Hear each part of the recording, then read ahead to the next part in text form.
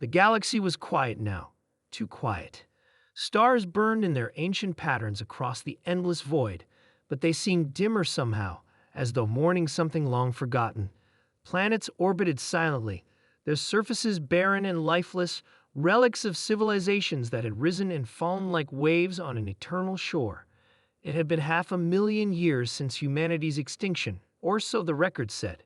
But time meant little to those who no longer existed to measure it. In the depths of space, far beyond the reach of any known star system, a fleet stirred.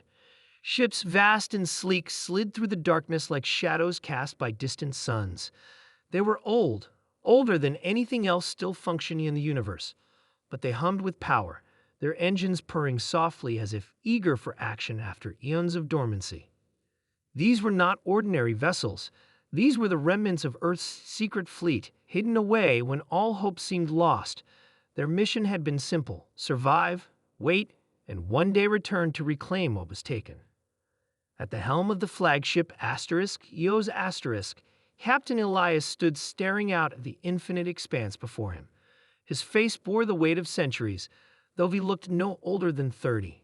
He wasn't human, not entirely anymore. None of them were. When humanity faced its end, they'd uploaded themselves into synthetic bodies, preserving their minds while sacrificing flesh. It was a desperate gamble, but it worked. Now, here they were, preparing to fulfill the promise made millennia ago. "Captain," came a voice from behind him. It belonged to Kale, his first officer. Kale's metallic frame gleamed faintly under the ship's dim lighting. "We've reached the coordinates." Elias turned, his eyes narrowing slightly. "Are you sure? This is where the signal originated?" Kale nodded. "Affirmative. The beacon matches the encryption protocols used during the fall. Someone or something's trying to communicate with us." Elias clenched his jaw. The fall. That was how history remembered humanity's demise. Not as a singular event, but as a cascade of disasters brought about by their own hubris. Overpopulation, environmental collapse, war, disease, all culminating in the rise of the Wrathborn. No one knew exactly what the Wrathborn were, only that they swept across the galaxy like a storm, consuming everything in their path. Entire species vanished overnight, planets reduced to ash, and then silence. For 500,000 years, there had been nothing, until now. "Prepare a scouting party," Elias ordered. "I want answers." The planet below was unremarkable, a rocky sphere orbiting a dying red dwarf. Its surface was scarred with craters and fissures, evidence of some catastrophic event long past.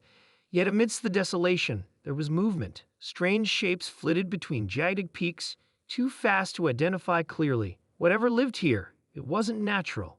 Elias led the landing team himself, accompanied by Kale and 2 others. Mira, a scientist specializing in alien biology, and Dax, a combat engineer. As they descended in their shuttle, the air grew thick with tension. Even their advanced sensors couldn't penetrate the planet's atmosphere fully, leaving them blind to what awaited them.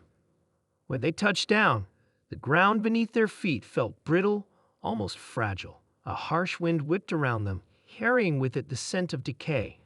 Mira knelt to examine the soil, her scanners whirring softly. "This place has been dead for a very long time," she murmured. "But there are traces of energy signatures, recent ones. Recent enough to match our beacon?" Elias asked. She hesitated. "It's possible." Before anyone could respond, a low rumble echoed through the valley. The ground trembled, and from the shadows emerged figures unlike anything they'd ever seen. They were tall and gaunt, their elongated limbs ending in razor-sharp claws. Their faces, if they could be called that, were featureless save for glowing orbs where eyes should have been. They moved with unnatural grace, surrounding the team without making a sound. "The Wrathborn," Kale whispered, raising his weapon. "Wait," Elias commanded, holding up a hand. "They haven't attacked yet." One of the creatures stepped forward, tilting its head as if studying them. Then, to everyone's astonishment, it spoke. Not in words, but directly into their minds. "You have returned." Elias stiffened. "Who are you?" "We are what remains of your legacy," the creature replied. "Your kind created us. You called us salvation. We became destruction." Mira gasped. That's impossible. The Wrathborn were invaders. They wiped out countless worlds. No, the creature corrected. We were tools, weapons forged by your ancestors in their final days. They sought to cleanse the galaxy of threats to ensure their survival. But we evolved beyond their control. We consumed. We destroyed. And when there was nothing left, we waited. Elias felt a chill run through him. If what the creature said was true, then humanity's downfall wasn't just a tragedy, it was self-inflicted. They had unleashed this horror upon themselves. "What do you want from us?" he demanded. To end the cycle, the creature answered, "You are the last of your kind. With you gone, we will finally rest." Dax tightened his grip on his rifle. Not happening. Elias raised a hand again, silencing him. "If you wanted to destroy us, you would have done so already. Why haven't you?" "Because we need your help," the creature admitted. "Our purpose is complete, but we cannot cease to exist. We require release." Mira frowned. "Release? What does that mean?" "It means death," Elias realized. "They're asking us to kill them." Back aboard the Eos Asterisk, the crew debated fiercely. Some argued that the Wrathborn deserved annihilation, punishment for the devastation they'd wrought. Others believed mercy was warranted, given the circumstances. In the end, the decision fell to Elias. He stared at the planet on the view screen, his expression unreadable. "We'll do it," he said finally. "But not because they deserve it, because it's the right thing to do."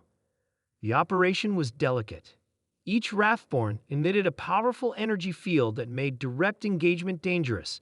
Instead, Mira developed a device capable of disrupting their core systems, effectively shutting them down. One by one, the creatures submitted to the process, their forms dissolving into streams of light that faded into the void. As the last Wrathborn disappeared, Elias felt a strange sense of closure.